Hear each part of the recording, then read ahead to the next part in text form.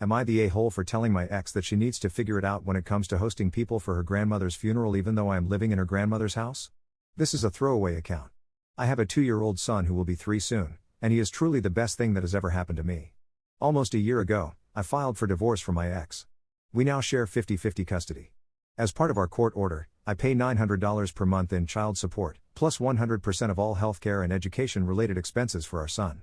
My ex stayed home with our son until he was about 10 months old. At that point, she wanted to attend graduate school, so we planned to put our son in daycare. Around the same time, my mother, whom my siblings and I had been financially supporting, asked if she could watch him instead of daycare. My ex was thrilled by the idea. I was more hesitant because I wanted my mom to enjoy her retirement, but both my mom and my ex really wanted this arrangement, so I agreed. It turned out to be great. My son absolutely loves spending time with his Mimi. My mom has continued to be the primary caregiver while my ex and I are working. She genuinely enjoys it, and I regularly check in with her to make sure she is not overwhelmed. She was a former educator, is bilingual, and does an amazing job engaging him developmentally. Now, my ex wants our son to go to daycare instead. However, she cannot afford daycare, so she wants me to pay for it. I have refused. Daycare in our area costs approximately $250 $300 per week. Our son still loves going to my mom's house, where he also gets to spend time with his cousins because my siblings' children are there as well. My mom is happy with the arrangement and continues to want to do it. My ex claims that this setup gives my family undue influence over our son's development. This concern was never raised before now. I also don't understand how being cared for by strangers at daycare would somehow be better. This disagreement has been ongoing for about the past month. Update 1. My ex and I finalized our divorce earlier this year. While we were married, we purchased her grandmother's house.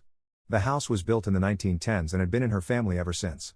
It is a large house and had long been the place where her family stayed whenever they came into town. This continued after we bought it and was one of the major factors that contributed to my decision to divorce her. We primarily used my premarital savings and inheritance to purchase the house about 5 years ago. During the divorce, the court determined, per our postnuptial agreement, that I own 90% of the house. My ex tried multiple proposals to keep the house in the family, including putting it into a trust for our son. The only options I agreed to were selling the house, her buying me out, or me buying her out. We chose the last option because she could not afford to buy me out. The day after Christmas, my ex's grandmother passed away. She had been sick for years, and the reason we originally bought the house was because she needed money for end-of-life care. Yesterday afternoon, one of my ex's cousins showed up at the house with his family. They had driven into town for the funeral scheduled for Thursday. Apparently, the cousin and his sister had texted my ex saying they would be staying at the house, a family term for this property, and she told them that was fine. I called my ex and asked why she volunteered my house to host people. She apologized and said she had been overwhelmed handling funeral arrangements. She then asked if I would be willing to host them because there was nowhere else for them to stay. I told her no and said they would need to make other arrangements. She argued that they couldn't afford hotels and that the house has plenty of space, including a finished basement with its own bathroom, kitchen, and entrance. I again said no. She became upset and hung up on me. I informed the cousin and his family that they could not stay. Edits, clarifications. 1. Some people assumed we bought the house at a discount. That is not true. It was on the market for a year, the price had been reduced multiple times, and we bought it at the listed appraisal value. 2. My preference was for my ex to buy me out. She did not have the funds. My second preference was to sell the house, but she begged me to keep it, so I agreed. 3. The trust she proposed would have placed the house in a trust with a life estate for me and remainder interest to our son, which would prevent me from ever selling it. I refused. I do have a separate trust for my son that will pass on my assets when I die. Final update. Several people asked for an update. Not much happened until recently. On Saturday, one of my ex's cousins, not the one who showed up at my house, whom I'll call Dave, reached out to me. I have never had a great relationship with my ex's family, but I did get along well with Dave.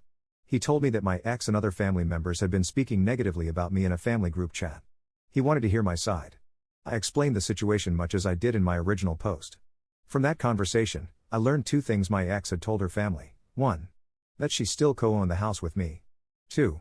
That I do not follow the court order regarding expenses for our son and that she cannot afford a lawyer to fight me. Neither statement is true. I own 100% of the house after buying out her 10% share, and I fully comply with the court order.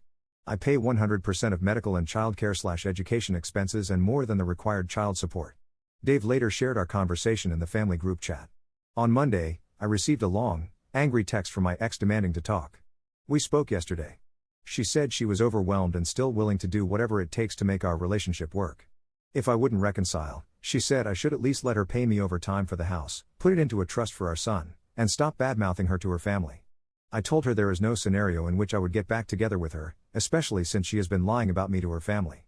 I also reiterated that I will not accept a decades-long payment plan for the house or put it into a trust that prevents me from selling it. I did not ask Dave to share our conversation, and everything I said was factual. I told her that going forward, I will do only what I am legally required to do. I will pay the court-ordered child support amount and no more. Any additional money will go directly into savings for our son.